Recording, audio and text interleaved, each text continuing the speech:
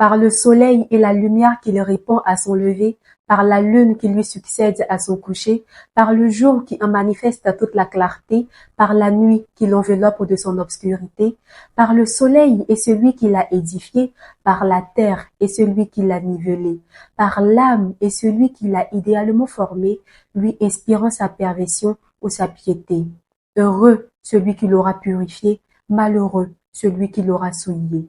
Dans la sourate Ash-Shams, nous découvrons que chaque personne qui aspire au bien-être et à la paix intérieure se voit investie d'une mission essentielle, purifier son âme et s'efforcer quotidiennement d'atteindre ce noble objectif. Cette quête, c'est l'assurance du bonheur authentique ici-bas et de la béatitude éternelle dans l'au-delà. Le prophète Muhammad sallallahu alayhi wa sallam a souligné cette responsabilité en affirmant: tu as des devoirs envers ton âme. Cette mission, loin d'être aisée, s'inscrit dans une démarche profonde et bienveillante, car l'âme peut succomber aux passions néfastes et parfois se montrer rebelle. Comment purifier et éduquer notre âme? C'est la réflexion que nous tenterons de mener dans ce 17e épisode de votre podcast Cocon Spirituel. Et comme vous le savez, certains mots effleurent l'âme et d'autres l'explorent et l'apaisent. Allez sous le capot des livres pour en ressortir la quintessence des paragraphes afin de toucher toutes les sensibilités. Bienvenue dans Cocon Spirituel et laissez-vous envelopper par la profondeur et la beauté des livres. Notre invité est un créateur de contenu de motivation destiné à tous pour le réveil spirituel et l'éveil des consciences. Il a une manière bien à lui de s'exprimer. Il donne des coups de gueule halal, agrémentés d'humour, donc rien de bien méchant. Le plus important, c'est que le message qu'il souhaite transmettre est clair et direct. Oui, vous l'avez bien deviné, il s'agit de Ahmed Saïd, mais avant d'échanger avec lui, je vous propose de regarder quelques-unes de ses vidéos de coup de cœur. Quand ça va, on dit Alhamdulillah. Mais si ça ne va pas aussi, on va dire Alhamdulillah. Parce qu'avant chaque objectif, on dit Inch'Allah. Et on sait qu'Allah subhanahu wa ta'ala va nous surprendre et on dira Masha'Allah. En vérité, c'est en lui qu'on place notre confiance. Hasbunallah wa ni'mal wakil. Il n'y a de force et de puissance que par lui. La hawla wa la quwwata illa billah. Et chaque jour, nous proclamons sa grandeur. Allahu Akbar. L'islam, souvent, c'est un paradoxe. Tu es là, tu souffres, c'est difficile, épreuve sur épreuve. Et puis c'est là, quelqu'un vient te dire, non, ça c'est une preuve même qu'Allah subhanahu wa ta'ala t'aime. Attends, mais comment ça? Oui, c'est une preuve qu'Allah subhanahu wa ta'ala t'aime. C'est un hadith. Le prophète alayhi salam dit, quand Allah subhanahu wa ta'ala aime les gens, il les éprouve. Donc ton épreuve que tu vis là, c'est une lettre d'amour même d'Allah subhanahu wa ta'ala. Mais ce qui est important, c'est de vivre cette épreuve avec patience et avec reconnaissance. Patience parce que tu te dis qu'il y aura une issue favorable. Et reconnaissance parce que Allah subhanahu wa ta'ala t'a donné bien plus que l'épreuve que tu vis en ce moment-là. Et Inch'Allah, si tu es assidu à tes prières, si tu continues de faire plus, tu continues de te donner gracieusement et tu continues de t'abandonner à Allah subhanahu wa ta'ala, tu verras qu'il ne t'abandonnera jamais. Je vais m'adresser ici à nos sœurs célibataires qui aspirent au mariage. Ah, faut taper dur. Aïe, tu connais pas ou bien. Il y avait ça propre. C'est vrai, on est célibataire et on n'est pas aussi coach en relation amoureuse, mais le travail qu'on fait sur les réseaux sociaux, alhamdoulilah, nous ont valu de recevoir beaucoup d'expériences et je puis vous assurer que nous avons appris beaucoup de ces expériences-là. Alors j'espère que ça ne va pas vous blesser, mais ça a le mérite de se dire, il y a comme un nuage de naïveté qui plane sur la tête de certaines filles lorsqu'elles veulent faire leur choix, mais c'est incroyable, antécécaphoniable. C'est-à-dire qu'une fois qu'elle l'aime, là, et souvent pour des raisons bizarres et superficielles, c'est fini. Et pourtant, souvent, Allah subhanahu wa ta'ala lui a montré tous les signaux possibles pour lui dire le gars là, faut le laisser. Mais c'est blanc, elle va te dire qu'elle l'aime. Virage dangereux à gauche, virage dangereux à droite, feu rouge, double virage dangereux, rétrécissement de chaussée, chaussée glissante, mais c'est blanc, elle va te dire, elle l'aime. Elle veut taper sur sa tête. Il y a gâté mon téléphone à côté de toi. On dit l'amour rend aveugle. Je ne sais pas si pour toi là c'est début de myopie mais c'est cataracte, mais pardon, faut pas te soigner. Je le dis toujours, le mariage n'est pas une preuve d'accomplissement de soi, mais c'est un excellent moyen d'atteindre cet accomplissement de soi là. Tu es sage petit. En résumé, la personne avec qui tu es en train de discuter en ce moment-là, qui plus est dans le haram, qui n'est pas concret, qui est en train de faire baler des ziglibiti avec ton cœur, là, pardon, faut le laisser. Mais surtout, lorsque tu veux quelqu'un de valeur, toi aussi assure-toi d'être une personne de valeur. Parce que très souvent, là, vous visez haut. Vous visez votre main n'arrive pas. C'est le mental de Ruby, mais vous voulez quelqu'un qui a la foi des compagnons. Ça ne peut pas marcher. Les mains ne guéillent. Assalamu alaikum wa rahmatullahi wa barakatuh, Saïd. Wa alaikum salam wa rahmatullahi ta'ala wa barakatuh. Je suis ravie de te retrouver, de te recevoir encore une fois. Ce n'était pas évident, n'est-ce pas? Oui, effectivement, plaisir partagé. Comme on le dit, ton merci ne finira pas, franchement. On va commencer par te demander comment a débuté l'aventure avec Coup de gueule halal.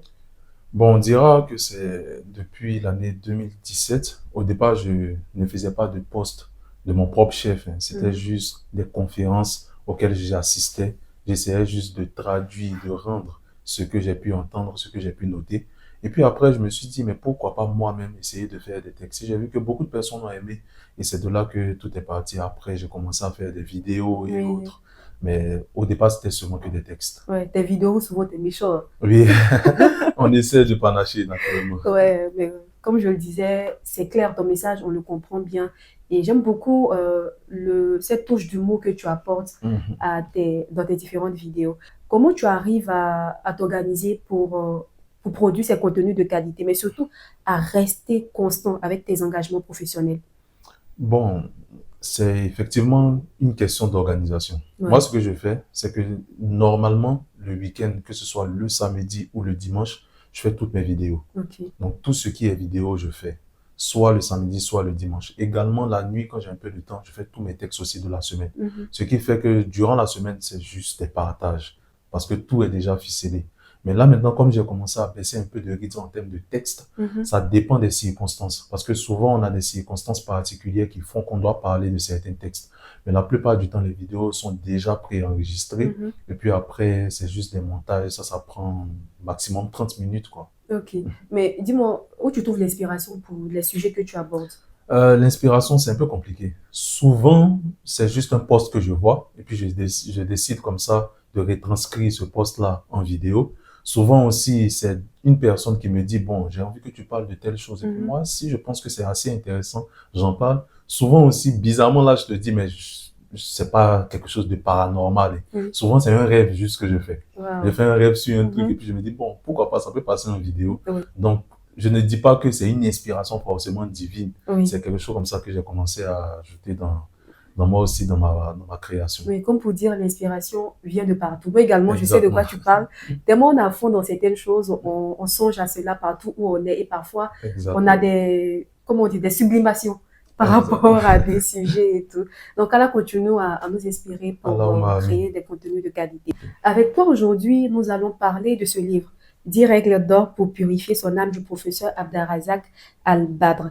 Il faut savoir que Abderrazak Al-Badr est professeur de théologie Akida à l'université de Médine, conférencier et auteur de nombreux ouvrages sur le dogme et la spiritualité sunnite. Il énumère de manière concise 10 règles cruciales pour toute personne désireuse de réformer, élever et purifier son âme de tout ce qui pourrait la souiller. Donc, dans son livre 10 règles d'or pour purifier son âme, nous avons trouvé des conseils très pratiques qui pourront aider toute personne qui désire embellir son âme, enlever tout ce qui pourrait souiller son âme. On va débuter avec les 10 règles d'or, bien évidemment. Mhm. Et dans les 10 règles d'or, il y a la 10e règle qui nous parle du fait de connaître son âme. Tu conviens avec moi qu'on va mettre cette 10e règle à la première position? En effet. Parce qu'avant de parler de purification, il faut savoir ce qu'on purifie. Exactement. Et avec des recherches que j'ai pu effectuer, j'ai pu me rendre compte qu'il y a 3 types d'âmes. L'âme de l'ego qui incite au mal, aux passions et aux désirs. Cela est illustré par le fait que ceux qui possèdent cette âme peuvent être injustes envers eux-mêmes et rester insensibles aux avertissements divins jusqu'à ce qu'ils fassent l'expérience d'un châtiment douloureux. Et Allah dit dans le Saint-Coran, à la sourate 10, versets 96 à 97, ceux contre qui la parole de ton Seigneur se réalisera ne croiront pas, même si tous les signes leur parvenaient, jusqu'à ce qu'ils voient le châtiment douloureux. Ensuite, il y a l'âme qui regrette. Ce type d'âme conserve une conscience même dans l'obscurité totale et est enclin à l'autocritique. Les individus avec cette âme se repentent de leurs erreurs, demandent pardon à Allah et sont décrits comme étant clairvoyants. Et je pense que on est nombreux à se retrouver dans ce type d'âme-là. Et en fait, il y a l'âme sereine, qui représente le désir spirituel ultime. Cette âme confère la sérénité, la solidité dans les principes, la prospérité dans les actes et la capacité à rester imperturbable face aux épreuves. Ce type d'individu est loué par Allah et est destiné à entrer dans le paradis. Allah accueille ce type d'âme-là dans la sourate 89, versets 27 à 30, en ces propos: Ô toi, âme apaisée, retourne donc vers ton Seigneur, satisfaite et agréée, entre donc parmi mes serviteurs et entre dans mon paradis. Fasse Allah que nous soyons parmi ces âmes-là. Donc, on constate ici que chacune des âmes influence le comportement et la relation de l'individu avec Allah, allant de l'incitation au mal, à la conscience et au repentir, jusqu'à la sérénité et à la gratification divine. En effet, ça sera très difficile d'ajouter à tout ce que tu as dit, parce que tu as très bien expliqué. Effectivement, on a 3 types d'âmes. Oui. Et ces 3 types d'âmes-là se retrouvent également dans le Coran. Donc, il ne faut pas penser que le cheikh Abdel Razak l'a sorti de nulle part. Donc, c'est référencé dans la Sunna, c'est référencé également dans le Coran. Donc, pour parler du premier type, ça vient de la sourate 12, c'est la sourate Youssouf. Oui. En vérité, c'est Zuleykha, elle qui a essayé de tenter Youssouf, qui donne cette parole-là en disant qu'en vérité, ne me blâme pas car l'âme est très incitatrice au mal. Donc, c'est ce qu'on dit Amaratu Bissou, c'est-à-dire l'âme qui incite au mal. Donc, c'est cette âme-là, tu verras, il y a certaines personnes, non, si lui, il ne va pas dans Maki, il ne va pas dans Ba, il n'est pas content. C'est-à-dire que sa satisfaction se trouve dans les interdits. Sa satisfaction se trouve dans ce cas-là, subhanahu wa ta'ala a proscrit. Donc, cette âme-là doit encore faire beaucoup d'efforts sur elle-même. Ensuite, nous avons à l'opposé l'âme nafsul mutamarina. Donc, effectivement, tu as donné de très bonnes références dans la sourate Al-Fajr. Il dit ya yatuhal nafsul mutamarina. Ô toi, âme apaisée. Irji'i ila rabbiki radiyatan mardiyya.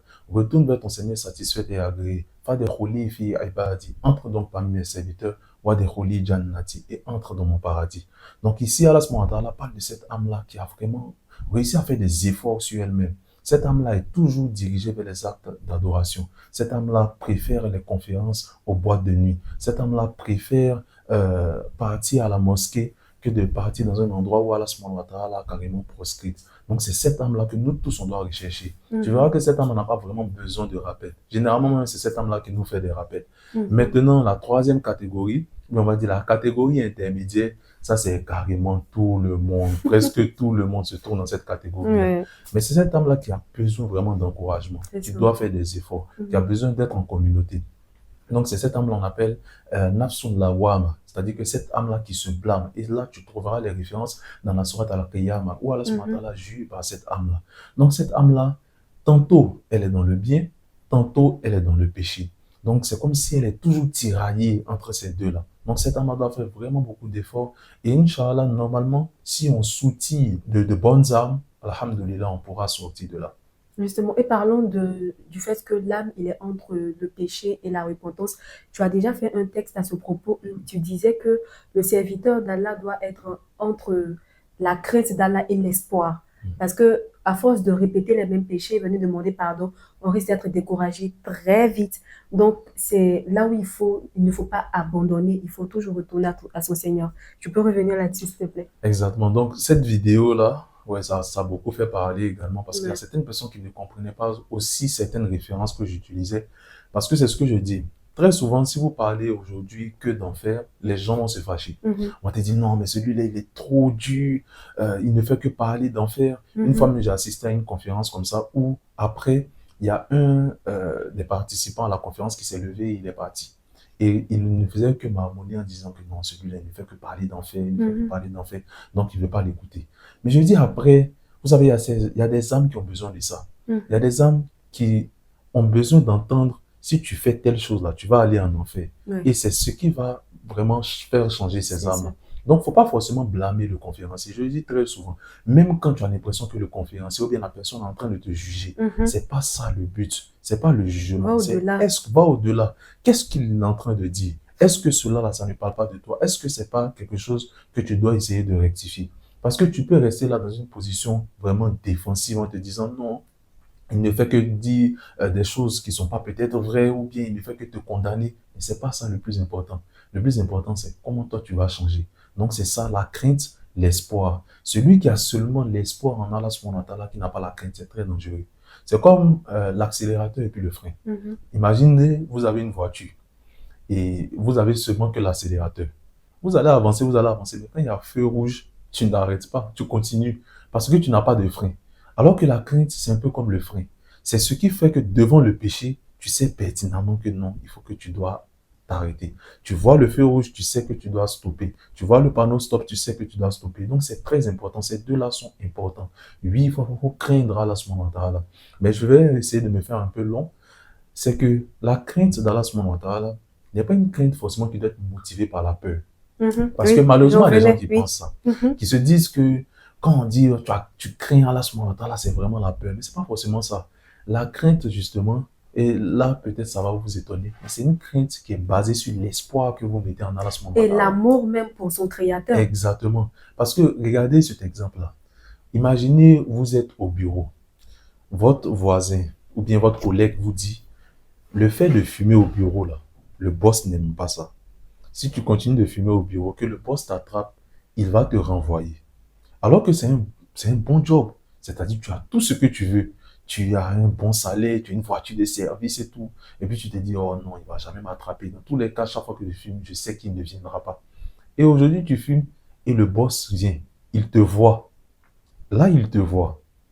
Et il s'en va dans son bureau. Il t'a vu, hein. Il te dit directement. Après, il t'envoie un message, viens dans mon bureau. Tu viens dans son bureau, il dit, bon, moi j'avais donné cette règle-là, on ne fume pas ici. Tu es renvoyé. Toi, tu commences à pleurer, à demander pardon. Mais en vérité, tu demandes pardon pourquoi? Parce que tu as mis ton espoir dans ce job-là. C'est ce job-là qui te permet de manger. C'est ce job-là qui te permet de nourrir ta famille, qui te permet de te vêtir, qui te permet d'avoir un moyen de transport. Donc, tu vois, la confiance que tu as mis en ce job-là, l'espoir que tu as mis en ce job-là, c'est ça qui te fait peur et que tu demandes pardon pour ne pas qu'on te renvoie. Maintenant, qu'on se dise la vérité. Là, si le boss ne te renvoie pas, tu vas voir que ton attitude va commencer à changer. C'est Oui. clair que tu ne vas pas faire certaines choses. C'est Et ça. c'est pareil avec le repenti. Quand on fait un péché, quand on demande pardon à Allah subhanahu wa ta'ala, le fait de ne plus recommencer, c'est ça qui sera la vraie preuve de notre repentir. Parce que Allah subhanahu wa ta'ala, il est très patient. Il n'est pas comme le boss qui peut nous virer du jour au lendemain. Il va attendre, il va attendre, il va attendre. Mais au jour du jugement dernier, là, il va rendre les comptes. Oui, au jour du jugement dernier, il va rendre des comptes et c'est sûr, on ne sait quand on analyse nos actions, on sait que ça va chauffer. Franchement, si Allah ne nous fait pas miséricorde, on sortira perdant. Ça, c'est vraiment clair. Donc, on retient qu'il ne faut pas du tout désespérer de la miséricorde d'Allah, toujours revenir vers lui. Et l'auteur, quand il continue avec la première règle, il dit que le tawhid est la base de toute purification de l'âme.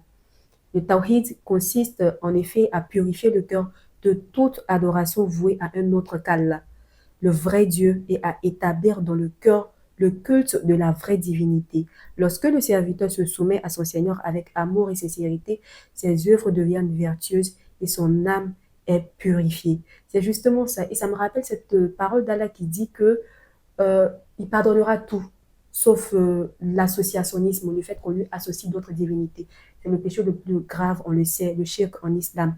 Et il faut dire que le tawhid, très souvent, sans y prêter garde, sans faire attention, on tombe, on ne respecte pas le tawhid dans son entièreté. Tu as fait une vidéo encore dans ce sens très drôle où certaines personnes disent sans toi ma vie n'est rien, je ne peux pas vivre sans toi, etc., etc. Donc voici des propos qui, franchement, montrent à quel point on peut tomber très vite dans le shirk. Oui, alhamdulillah.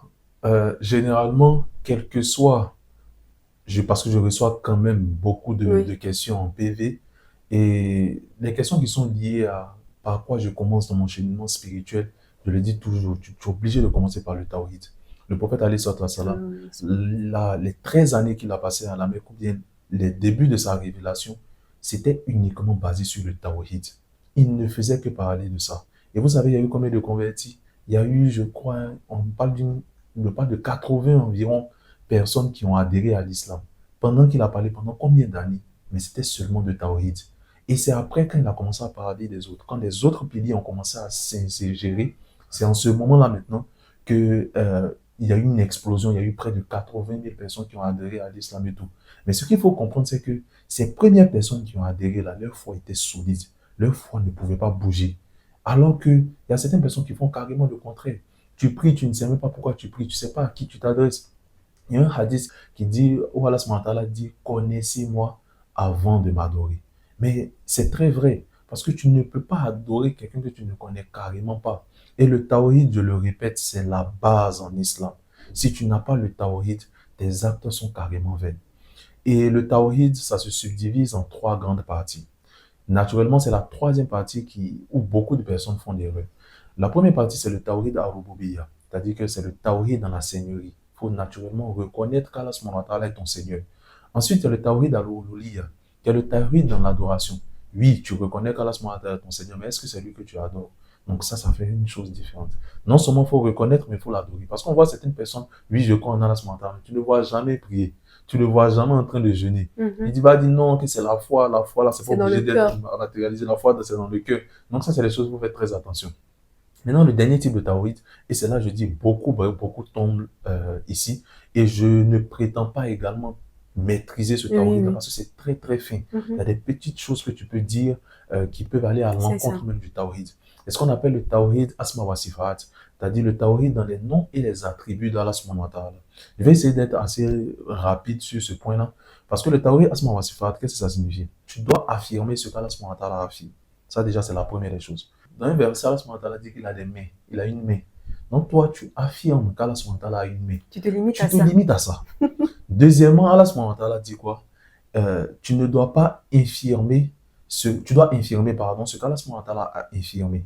Allah subhanahu wa ta'ala dit il ne dort pas. Donc toi, tu infirmes, Allah subhanahu wa ta'ala ne dort pas. Tu te limites à ça. Maintenant, là où ça devient un peu plus compliqué, c'est que tu n'affirmes pas ce qu'Allah subhanahu wa ta'ala n'a pas affirmé et tu n'infirmes pas ce qu'Allah subhanahu wa ta'ala n'a pas infirmé. Je m'explique. Allah subhanahu wa ta'ala n'a pas dit qu'il a des cheveux, n'est-ce pas? Dans le Coran, il n'a pas dit, ni dans les hadiths, il n'a pas dit qu'il a des cheveux. Donc toi, tu n'as pas le droit de dire qu'Allah subhanahu wa ta'ala a des cheveux. Ça, il n'a pas affirmé ça, tu n'affirmes pas. Mais Allah subhanahu wa ta'ala a dit aussi qu'il n'a pas de cheveux. Il n'a pas dit qu'il n'a pas de cheveux. C'est quand même compliqué. Donc moi aussi, je ne dois pas dire qu'Allah subhanahu wa ta'ala n'a pas de cheveux. Donc je me limite à ça, je ne sais pas. Il a des cheveux, il n'a pas de cheveux, je ne sais pas, il ne s'est pas mentionné. Donc le tawhid, c'est quelque chose de super fin. Il faut vraiment faire attention à ça. Donc dans les paroles, souvent on ne sait pas, mais même quand on parlait de ça, le fait d'injurier le temps, c'est une façon aussi, c'est des choses qu'il faut éviter, parce que c'est Allah subhanahu wa ta'ala qui régule le temps. Donc il y a des petites choses, mais une fois qu'on apprend ça, vous voyez que les autres, ça commence à se... C'est comme le pilier principal. Oui, l'auteur l'a dit, c'est la base. C'est la base de toute purification. C'est la base de notre spiritualité, de notre appartenance à l'islam. Donc c'est très fin, il faut vraiment prêter attention à cela. Et quand on poursuit, tu veux poursuivre avec la deuxième règle? Non, vas-y. Ok. La deuxième règle, c'est l'invocation. L'invocation, l'auteur nous dit quelle est la clé de la purification de l'âme. Le prophète Muhammad sallallahu alayhi wa sallam a dit « Rien n'a plus de valeur pour Allah le Très-Haut que l'invocation. En effet, par l'invocation, le serviteur témoigne de son impuissance et de sa dépendance envers son Seigneur auquel il se soumet humblement tout en reconnaissant sa toute puissance, sa capacité à apporter son assistance aux humains. » Et il y a le prophète sallallahu alayhi wa sallam qui avait l'habitude de faire cette invocation, lui-même étant prophète. Ya Mugadibul Kulub, Tabit Kalbi Aladinik, ô toi qui retournes les cœurs, fais que mon cœur reste fermement attaché à ta religion. Celui qui est guidé par Allah ne saurait être égaré et celui que Allah laisse s'égarer ne saurait être guidé. Et là, ça montre toute notre impuissance face à la puissance d'Allah. Et encore une fois, moi, j'aimerais qu'on marque un arrêt ici. C'est de réaliser que la constance même dans l'adoration d'Allah, les prières que nous arrivons à faire par exemple, c'est une grâce d'Allah. C'est peut-être le fait que Allah ait répondu à notre prière. Mais ceux qui t'attendent encore, il faudrait faire attention, ne pas les regarder de haut. Parce qu'on constate très souvent qu'il y a des gens qui n'ont pas cette hauteur d'esprit, cette grandeur d'esprit pour se rendre compte que toutes les actes d'adoration qui leur sont facilités, c'est Allah qui l'a permis. Donc ceux qui n'arrivent pas à le faire, il faut y aller doucement, il faut leur faire des rappels, bien évidemment, mais également prier pour que ces personnes puissent suivre le chemin. Allah, il a dit, il guide qui il veut, il égare qui il veut. Ce que nous pouvons faire, c'est de conseiller ces personnes et de prier pour ces personnes encore une fois. Exactement. Donc, tu as posé déjà les bases. C'est que l'invocation, c'est par l'invocation naturellement qu'on peut atteindre cette purification de l'âme. Si cette âme-là est déjà souillée, cette âme est dans certains péchés, il y a certaines personnes qui sont tellement...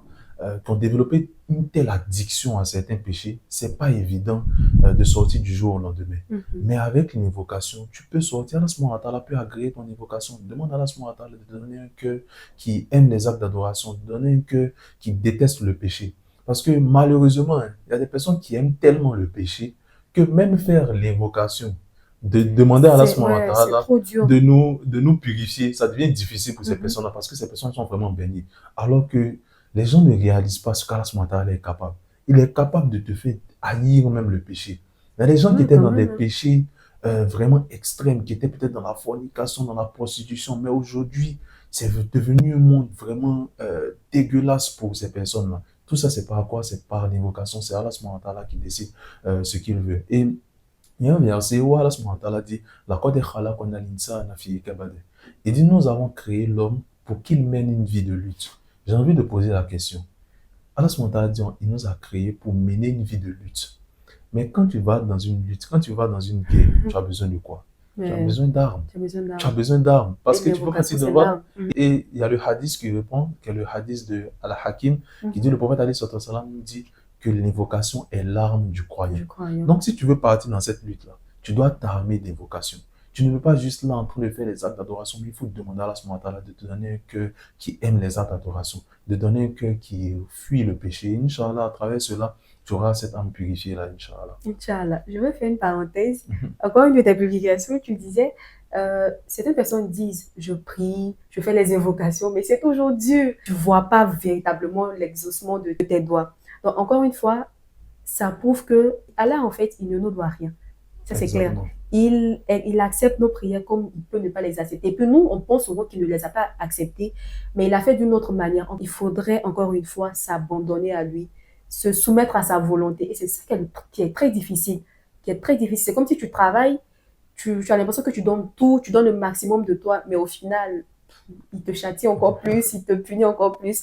Ce sont les épreuves d'Allah qui sont un moyen, bien évidemment, de Exactement. nous purifier, nous rapprocher de lui. Exactement. La troisième règle, ça c'est le Coran. Et je pense que je t'avais dit également ça en coulisses. Oui. J'aurais vraiment apprécié qu'il parle non seulement du Coran, Oui. mais aussi des hadiths. Parce que c'est très très important. Je ne serai pas de ceux qui sont des coranistes purs. Parce qu'il y a ce mouvement-là souvent qui émerge malheureusement. Si c'est pas dans le Coran, on ne prend carrément pas dans les hadiths. Alors que nos pieux prédécesseurs ont fait un travail énorme au niveau des hadiths. Pour authentifier les hadiths, pourquoi on dit le livre de Bukhari c'est le livre le plus authentique? Parce que celui-là, il a eu à faire un travail vraiment énorme. Il y a certaines choses, il y a certaines qualifications pour qu'il qualifie ton hadith d'authentique, mais c'est incroyable. C'est-à-dire que s'il soupçonne même un brin de mensonge en ta personne, c'est fini. Tous tes hadiths ne va plus prendre. Donc, Bukhari a fait vraiment ce travail-là. Et vous verrez que les hadiths viennent très souvent comme des exégèses du Coran. Parce que le Coran, certes, il est accessible à tous, mais il est accessible aussi à ceux qui cherchent. Donc, on ne dit pas, oui, le Coran est accessible alors que tu ne fais aucun effort de réflexion. Donc, tu vas facilement t'égarer. Allah subhanahu wa ta'ala dit dans le Coran qu'il y a des versets à équivoque. Ceux qui croient en Allah subhanahu wa ta'ala se basent sur ces versets-là, qui ne sont pas équivoques là. Et puis, quand ils voient ces versets équivoques, ils se disent que Allah subhanahu wa ta'ala, c'est lui. Donc, nous, on croit. Donc, ils ne sont pas forcément dans des interprétations qui vont vraiment les faire sortir de l'islam. Oui, et pour aller dans le même sens, ça me rappelle une explication de Shams et Tabriz dans ce sens, où il disait qu'il y a 4 niveaux de compréhension du Coran. Exactement. Donc, ça, en fonction de ton degré de foi, de ton degré de spiritualité, tu peux percevoir les mystères du notre Coran. Exactement. Parce que regardez cet exemple-là.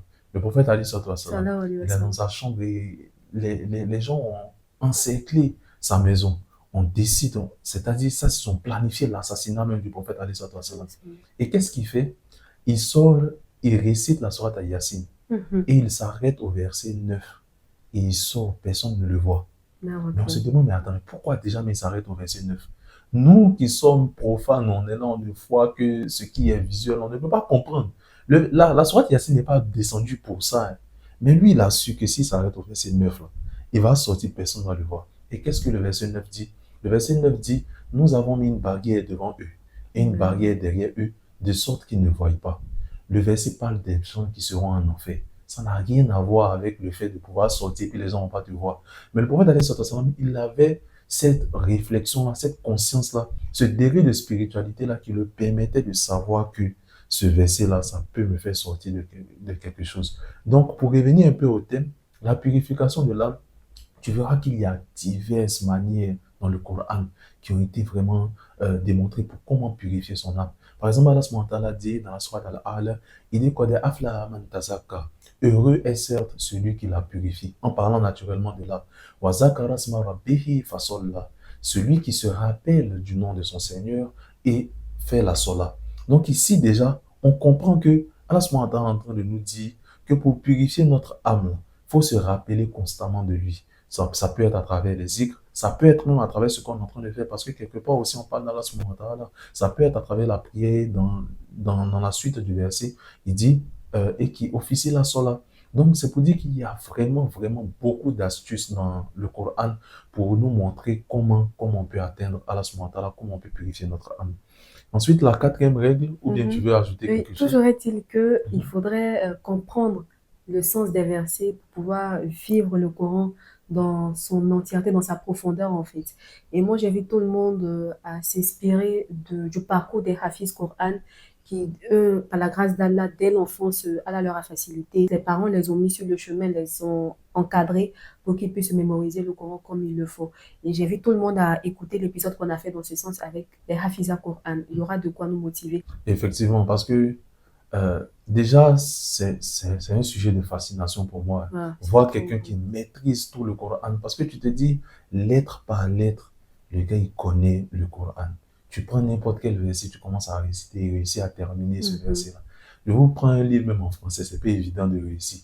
Même des petits poèmes, là, souvent c'est très difficile de maîtriser autant. Le Coran. Mais tout le Coran, une langue qui n'est pas la tienne, c'est quelque chose vraiment à féliciter. Tu verras que ces personnes-là, naturellement, Allah subhanahu wa ta'ala met comme une lumière sur elles. Tu ne peux pas vraiment maîtriser le Coran et puis t'amuser généralement à faire certaines choses. Sinon, la lumière d'Allah subhanahu wa ta'ala, il va te la ôter.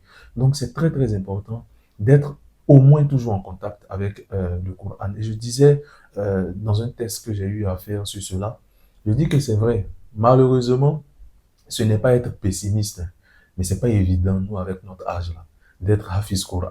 Ça va vraiment nécessiter des efforts, on va dire colossaux, pour pouvoir arriver à ce stade-là. Parce qu'on a des occupations, on ne lit pas toujours, on a des préoccupations personnelles, professionnelles, c'est pas évident. Mais au moins, on peut toujours essayer de constamment lire. On peut aussi apprendre même l'arabe. Ça, c'est tout à fait accessible. Et ça nous permettra de mieux méditer sur les versets du Coran. Donc, c'est très important d'avoir au moins ce contact-là avec le Coran journalier, que ce soit chaque jour, même si c'est un seul verset, c'est une seule page, c'est 2 pages, c'est un programme qu'on se fait peut-être pour terminer le Coran en 1 mois, ou bien au moins dans l'année hégirienne, on essaie de se donner des défis là. Et Inch'Allah, tu verras qu'avec ce contact-là, Allah subhanahu wa ta'ala va nous élever. Oui, et il y a des personnes qui s'organisent pour cela, des personnes qui lancent des challenges. Je pense bien évidemment à Ba Adama, je ne sais pas si tu la connais, elle fait régulièrement des posts sur Facebook pour inciter les gens à faire, à relever le challenge de lire l'entièreté du Coran en français ou même en arabe. L'année dernière, il y a des personnes qui ont réussi à relever ce challenge-là, à lire tout le Coran. Et franchement, c'est magnifique le travail qu'elle fait. Elle les suit, elle les booste dans les groupes WhatsApp. Et même sur Facebook, souvent, tu tombes sur ces rappels où elle te dit, est-ce que tu as lu le Coran aujourd'hui? Donc, tu vois, ces posts qui te font tic, mais attends, je prends mon Coran, je lis un peu.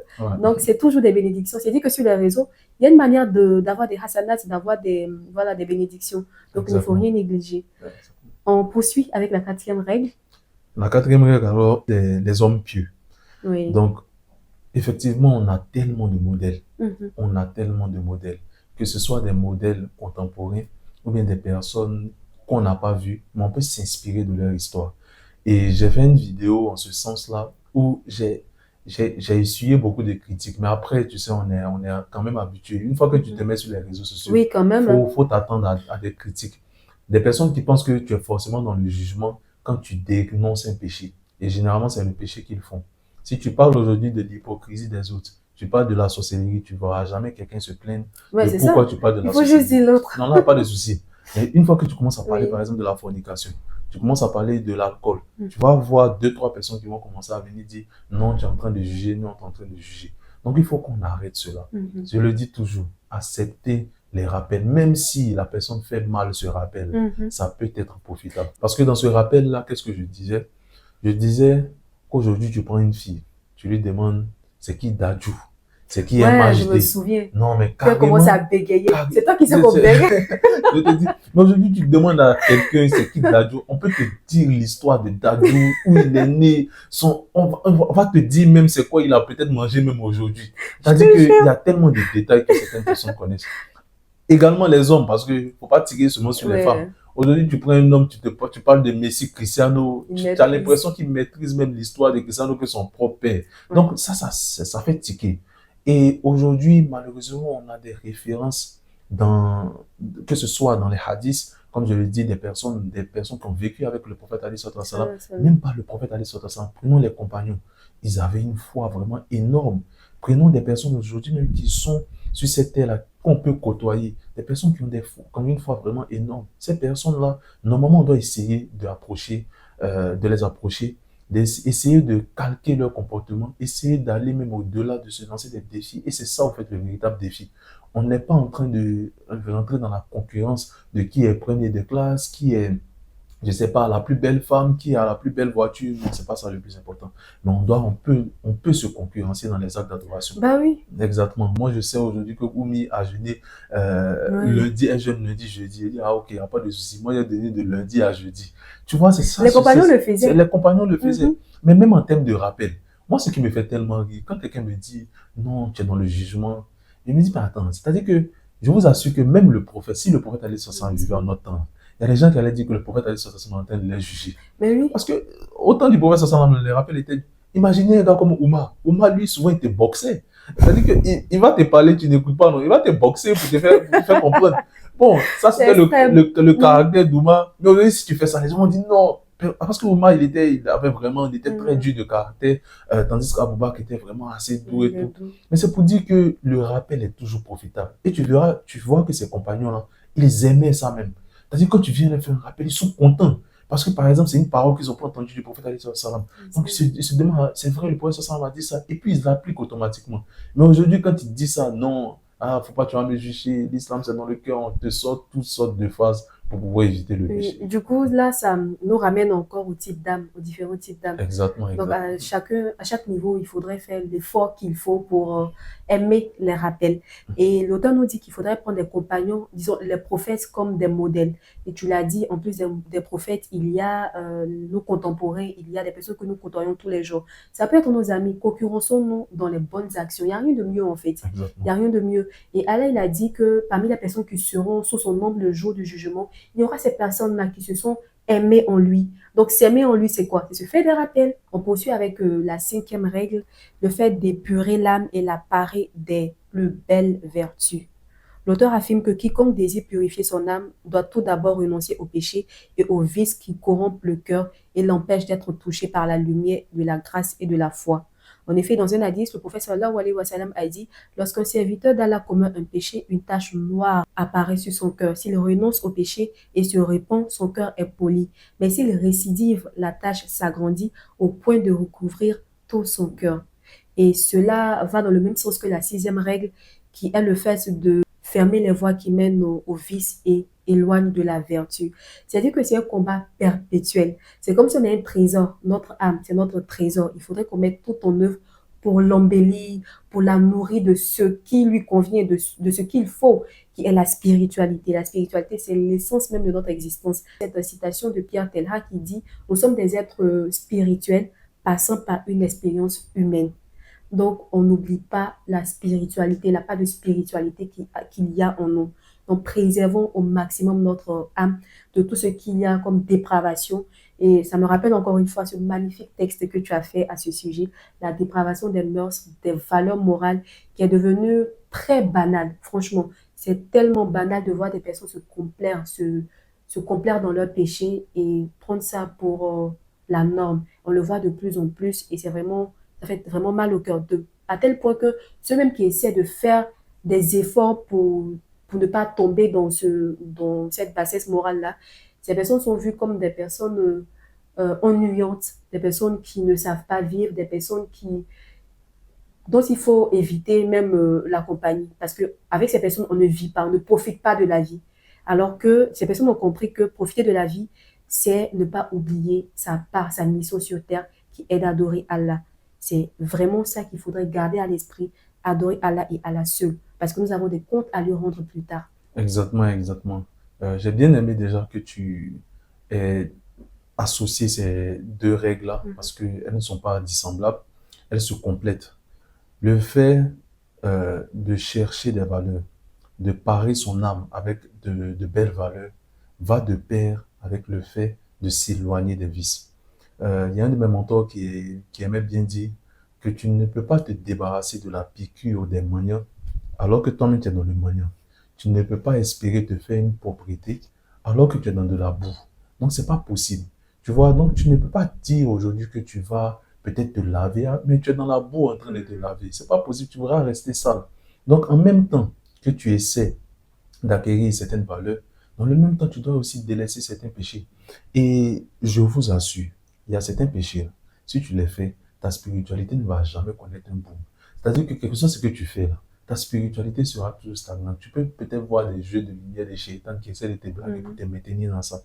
Il y a une personne comme ça qui avait vu Ben Ali Abdel Raouf et qui lui demandait, qui lui disait que vraiment, il y a tel zikr là, quand je fais, je sens que ma spiritualité, je sens que je suis en train d'évoluer. Et puis après, dans les discussions, Ben Ali constate que lui là même, là, il vit en concubinage. Il lui a dit clairement, ton concubinage là, il faut faire n'importe quel zikr.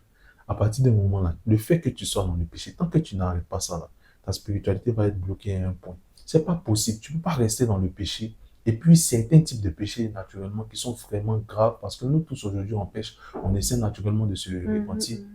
Mais il y a certains types de péchés qui vont à l'encontre même de ton développement spirituel. Donc, il est très important de sortir déjà de ces péchés-là et puis maintenant essayer de parer son âme, comme l'auteur a eu à le dire, de plus belles valeurs. Les bonnes compagnies aideront dans ce sens-là. Il y a aussi un élément qui vient comme un rappel, mais très violent. Très violent, et c'est dans la 7e règle que l'auteur le dit. Nous en avons également parlé dans le 7e épisode de notre podcast Cocon Spirituel, La vie après la mort de Ghazali. Donc, tu veux bien parler de cette 7e règle-là? Bon, je le dis très souvent, bon, après, c'est moi, on va en mauvais, c'est moi qui aime parler beaucoup de la mort, mais effectivement, ce sont des rappels dont on a besoin. Et quand vous avez cette vision de la vie, où vous vous dites que tôt ou tard, vous allez partir, et de quelle manière, on ne le sait pas. Aujourd'hui, il y a des personnes qui avaient vraiment la vie devant elles. Et du jour au lendemain, qui n'avaient absolument rien, qui n'avaient pas de maladie peut-être incurable. Et aujourd'hui, des gens qui ont des maladies incurables réussissent à vivre plus longtemps que des personnes qui sont en bonne santé. Juste parce que quand tu traversais, tu n'as pas regardé à gauche, mais tu n'as pas regardé à droite. Un truc assez basique. Tu as l'habitude de traverser, c'est très facile. Mais aujourd'hui, il y a des personnes, des voitures ou bien des camions, on les écrase. Et pour dire que c'est des choses, ça échappe vraiment à notre contrôle. Et quand tu as ce souci-là, tu as cette manière de réfléchir-là, tu abordes les choses différemment. Tu te dis que, mais attends, il ne faut pas mettre ton pied dans tout et n'importe quoi. Tu te dis que du jour au lendemain, une chose peut t'arriver que tu auras à rendre compte. C'est le corps là, ça appartient vraiment à cette terre-là. Après, on va enterrer ton corps. Il y a un comme ça qui demandait, mais c'est des personnes, par exemple, qui sont mortes en mer, et puis on ne réussit pas à les enterrer. Est-ce que ces personnes auront le châtiment de la tombe? Et c'est là que tu comprends que les gens n'ont rien compris. Le châtiment de la tombe n'est pas lié à ton corps, même si on t'enterre pas. Parce que la personne posait la question en fonction de... Mais on s'est dit, si on parle du châtiment de la tombe, c'est que la personne doit être dans une tombe.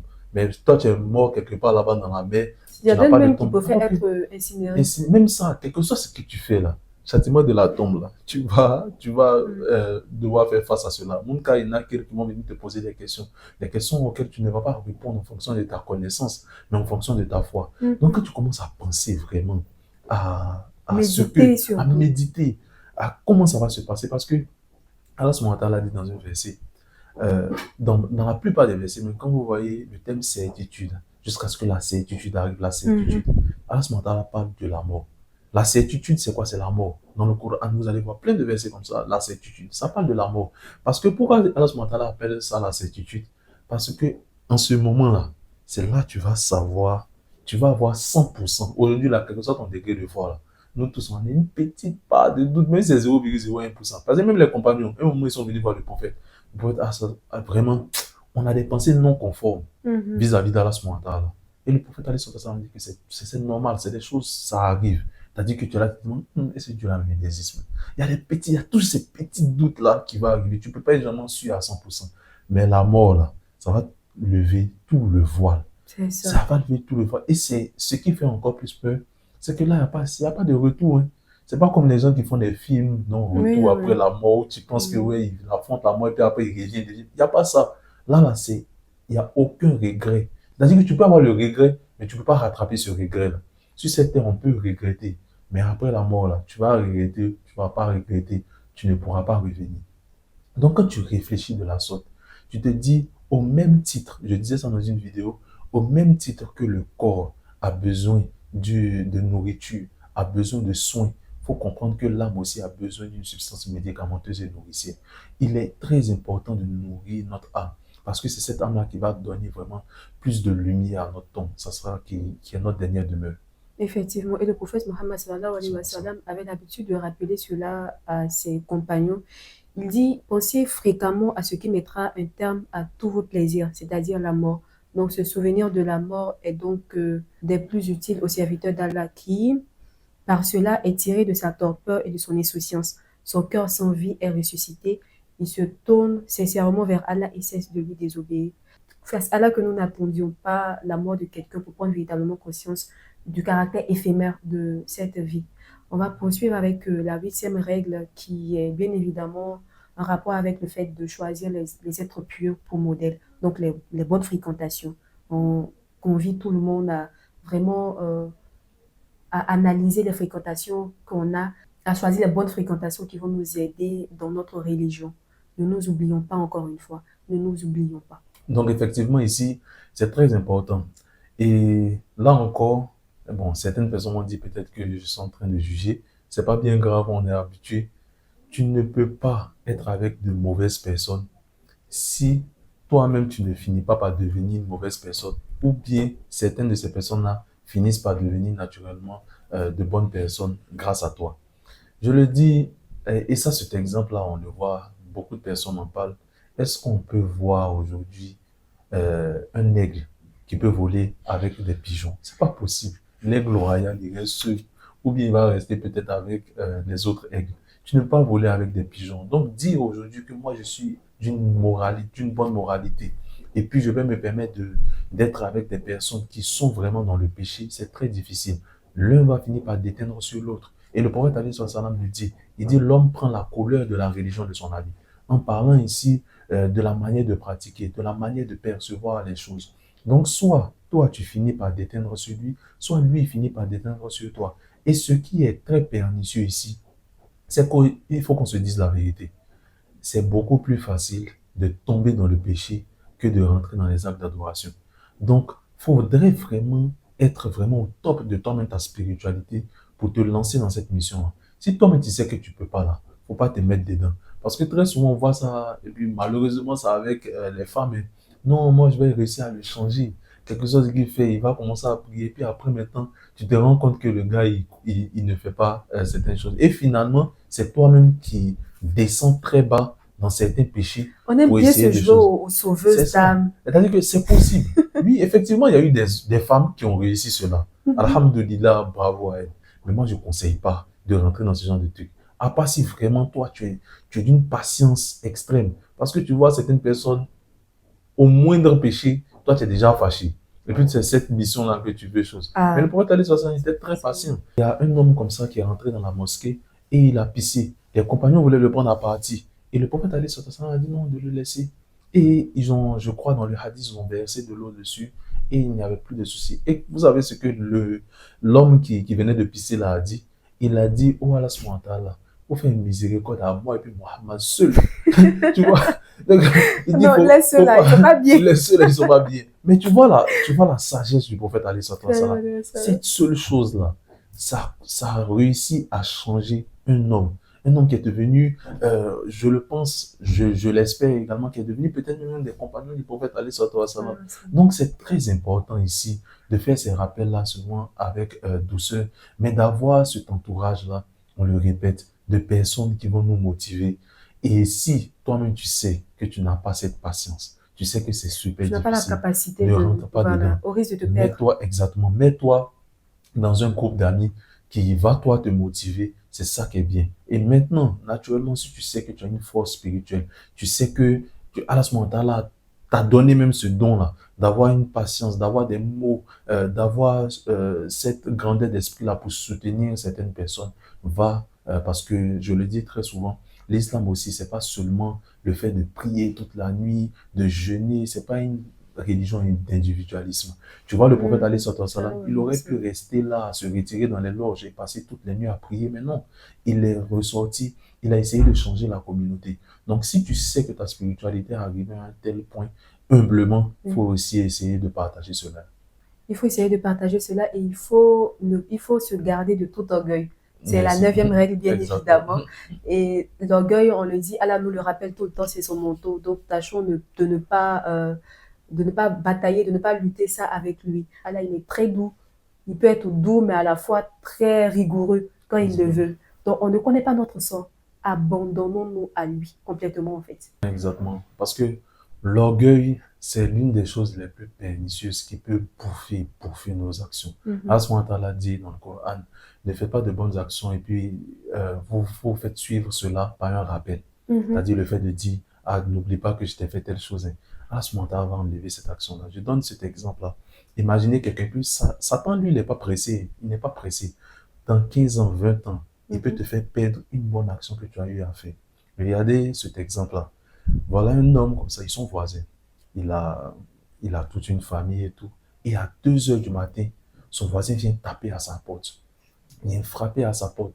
J'ai vraiment besoin de toi. Ma femme est en train de perdre les os. Elle va accoucher. Mais là, on essaie de joindre un taxi. On est sorti. Il n'y a vraiment personne. Et nous-mêmes, on n'est pas véhiculés. Comme tu as une voiture, pardon, prends-nous, on va partir à l'hôpital. 2 heures du matin. Ce n'est pas tous les voisins même qui vont ouvrir leur porte pour quelqu'un qui est en train de taper à leur porte à 2 heures du matin. Mais le voisin, là, c'est vraiment le bon voisinage. Il prend la femme, ils vont à l'hôpital. Arrivé à l'hôpital, le voisin même, celui dont la femme doit accoucher, lui dit « Merci vraiment pour tout, tu peux rentrer à la maison te coucher et tout. » Mais lui, il refuse encore. Il dit « Non, ça c'est mon voisin, c'est comme ma femme, je vais rester. » On reste ensemble à l'hôpital jusqu'à ce qu'elle finisse. Donc elle finit. Et puis il n'y a pas de complications. Alhamdoulilah, il réussit à rentrer à la maison et tout. Là, il a fait une très bonne action. Imaginez le jour du jugement, ce qu'il aura comme bonne action. Maintenant, l'enfant grandit. L'enfant qui est né dans ces circonstances-là, il grandit, peut-être, on va dire, il a 15 ans maintenant. Et le voisin le voit. Il lui dit, pardon, tu peux partir acheter quelque chose pour moi à la boutique. Et puis l'enfant lui dit, ah, tonton, pardon, je me suis trop fatigué, qu'il n'y a pas envie de partir. Et puis voilà, vous savez ce que le gars en question, l'homme en question lui dit. Il dit, tu sais ce que moi j'ai fait pour que toi tu naisses. Tu sais ce que... Ça veut dire, il a annulé toutes ses actions comme ça, avec ce simple rappel. Il dit, oui, je me suis réveillé à telle heure. Si moi, je n'avais pas fait ça, je n'allais pas naître. C'est fini, il a annulé ses actions. C'est pour ça que Shaitan, il n'est pas pressé. Mais vous faites très attention à ce qu'on dit. Les actes d'action, restons très jeunes. Et le hadith même est assez clair. Alors, le prophète alayhi salam dit, n'entrera pas au paradis celui qui a un atome d'orgueil. L'atome, c'est-à-dire que l'une des plus petites unités de mesure. Un seul atome d'orgueil dans le cœur. Mais là où je veux revenir, c'est que l'orgueil, ça fait partie des comportements qui sont inhérents à l'homme. C'est-à-dire que l'homme, ou bien l'âme même, est orgueilleuse par nature. C'est-à-dire, tu ne peux pas aujourd'hui dire que quand on dit ton nom dans certaines cérémonies-là, ça te plaît pas un peu. Quand les gens se lèvent, quand tu passes là, ça te plaît pas un peu. Quand on parle de toi avec avec une grande éloquence là, ça te plaît pas un peu. Donc, c'est tout à fait normal. Mais le plus important, c'est de lutter contre ça. C'est pourquoi Allah subhanahu wa ta'ala dit dans le Coran, il dit ceux qui maîtrisent leur colère. Il ne dit pas ceux qui ne se mettent pas en colère. Il dit ceux qui maîtrisent leur colère. C'est une façon de dire que la colère est là. Même tu verras qu'il y a des hadiths, par exemple, tu as l'impression que le prophète alayhi salam était fâché à cause de certaines situations, mais il a réussi à maîtriser sa colère. Donc le plus important, c'est de canaliser cela. C'est de se dire que oui, c'est vrai que peut-être mon âme est cette chose, mais il faut que j'arrête. Je le dis par exemple. Par exemple, nous, on fait des conférences. On te programme à 10 heures pour faire la conférence. Tu sais pertinemment que si tu viens à 10 heures ou bien à 10h30, les gens vont se lever ou bien ça va applaudir parce que tu viens à la conférence. Fais exprès, viens à 9 heures où personne n'est là, la vie, tu t'assois déjà. Mais là, tu as déjà cassé l'ambiance. C'est ça. Les personnes qui viennent là ne peuvent pas te prendre de haut. Ils C'est te ça. voient avec toi. Souvent, c'est toi-même qui place aussi les chaises. Mhm. Donc, c'est très important. Il faut avoir ce genre de comportement-là pour essayer de casser ton orgueil. Tu sais que si tu fais telle chose-là, les gens vont apprécier. Les gens vont commencer à te vanter pour cela. Et puis tu te dis non, tu peux le faire autrement. Parce que ça aussi, c'est important. Parce que malheureusement, là aussi, il faut ajouter ce point-là. Il y a certaines personnes qui refusent de faire certaines actions d'adoration par peur de tomber dans l'ostentation. Ça aussi, c'est pas bon. Par exemple, on parle des 5 prières obligatoires. Les 5 prières sont obligatoires. Mhm. Par exemple, avant même de venir, tu avais prévu tu avais prévu réciter la sourate, peut-être Bakara, on donne cet exemple, la sourate Rahman, que beaucoup aiment. Et puis, effectivement, il y a des gens aussi qui viennent derrière toi pour prier. Et puis tu dis non, j'avais prévu de faire Rahman, mais j'ai fait Kul Wallahu Ahad, parce que non, Oui. parce que non, c'est Oui. pas ça. L'intention était déjà pure dès le départ. Donc, faut pas regarder ce genre de paramètres-là, sinon tu risques de ne pas prendre de bonnes actions. Donc, en même temps que certes, il y a des actions qu'il ne faut pas faire parce que tu sais pertinemment que la seule motivation de ces actions-là, c'est le regard des hommes, mais en même temps, il y a des actions, surtout quand on parle des actes obligatoires, que tu dois faire en dépit du regard des hommes. Les deux mêmes sont considérés comme de l'ostentation. J'ai lu un texte dans ce sens. Lorsque par exemple, pour la prière dont tu parlais, même les prières surrogatoires qu'on fait, quand il y a des personnes qui sont là et qu'on se dit non, on ne va pas trop montrer notre degré de spiritualité à certaines personnes, on essaie de raccourcir. De raccourcir. Si on devait faire, par exemple, 4 unités de prière surrogatoire, on fait 2. Ça, j'ai lu un texte qui disait que c'est de l'ostentation aussi. Ce n'est pas à cause du regard de l'autre que tu vas réduire ton Exactement. adoration. Pareil aussi, ce n'est pas à cause du regard de l'autre que tu vas augmenter ton adoration. En fait, là, Juste pour ajouter une phrase à cela, Mhm. c'est que l'humilité de certaines personnes, c'est en vérité de l'ostentation. Tu vois comment c'est Ah, assez bizarre? Parce que voilà. c'est comme si tu veux que les gens disent finalement que lui, il est humble. Mhm. Donc ça, c'est de l'ostentation. C'est tellement difficile, Voilà. mais c'est des efforts vraiment qu'on doit faire. Justement, des efforts à tous les niveaux, des efforts à chaque instant. C'est-à-dire que toi, tu veux faire quelque chose, mais tu dois analyser. Est-ce que ça, c'est pour Dieu que je fais? Exactement. Est-ce que c'est sincère? Parce que finalement, on est récompensé à la hauteur de nos intentions. Il y a une histoire que j'ai lue dans un livre, Ainsi étaient nos pieux prédécesseurs. La sincérité dans l'intention. Il y a 2 messieurs qui revenaient de la mosquée et l'autre accompagnait son ami chez lui. Donc, arrivé chez lui, son fils demande à son papa, ah papa, tu vas pas inviter ton ami à venir manger avec nous? Et son papa répond, non, ce n'est pas dans mon intention de le faire. Tu vois, devant le monsieur là, et puis c'est le monsieur qui raconte en fait, mais devant le monsieur, tout ce qu'il a dit, tu vois. Ça aurait été non, on aurait été jeûné. Ah ouais, mon fils m'a dit, il faut que j'invite mon ami, même si au départ, c'est pas ce que je voulais faire. Donc il a dit clairement, non, c'est pas dans mon intention. Et clairement, c'est resté comme ça, tu vois. Et là, on nous explique que les gars, nos pieux prédécesseurs étaient tellement sincères dans leurs intentions, dans leurs actes, parce qu'au final, s'il invitait son ami, c'était pas réellement son intention première. S'il modifie, c'était peut-être pour le regard des gens, pour ce qu'on va dire. Donc, son intention étant modifiée, il n'aura pas les mérites escomptés. Ouais. Voilà. Donc, le livre est magnifique. Je vous invite à le lire. Il y a des scènes là, mais tu te dis, qu'est-ce que tu fais, toi, finalement, en matière de religion? Tu es là en fonction du regard des autres, tu agis. Et nous arrivons bien évidemment au terme de cet échange très passionnant. J'ai énormément appris et j'espère que les auditeurs, ceux qui nous suivent, nos abonnés également, ont énormément appris. La 10e règle, bien évidemment, on l'a mis à la première position, le fait de connaître son âme. J'avais quelques mots à dire avant que on ne ferme cet épisode, Inch'Allah. Bon, je pense que tout a été dit. C'est que chacun d'entre nous, on doit faire des efforts. Ouais. Donc, c'est pas seulement ceux qui nous écoutent, mais c'est nous également. Oui, et tu le dis bien, tu n'es rien ni personne pour juger. Quand Exactement. tu dis tu, c'est toi. Donc, on ne parlait que de nous. Je vais toujours terminer par cette phrase-là. Et effectivement, on doit toujours faire des efforts, quels que soient les péchés dans lesquels nous sommes. On va tomber, il faut qu'on se relève. À ce moment-là, il a déjà posé les bases.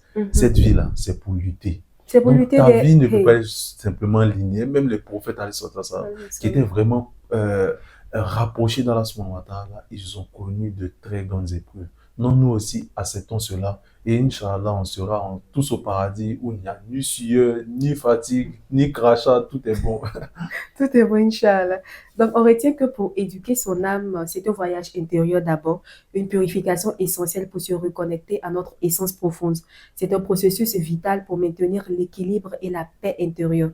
Pourquoi est-ce si crucial? Parce que l'âme est le siège de nos émotions, de nos valeurs, de notre essence même.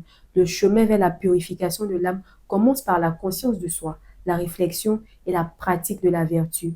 Éviter les excès, cultiver la bienveillance, la gratitude et embrasser la spiritualité sont autant de chemins vers cette éducation de l'âme. Nous espérons que ce que nous avons dit ici servira à vous qui nous suivez et à nous également. Hein, on ne l'oublie pas, c'est un rappel aussi pour nous. Donc, merci encore une fois d'être venu. Il n'y a vraiment pas de quoi. Merci à vous de nous avoir suivis. Portez-vous bien et à très bientôt, Inch'Allah. Cocon spirituel, le podcast à la lumière de nos lectures.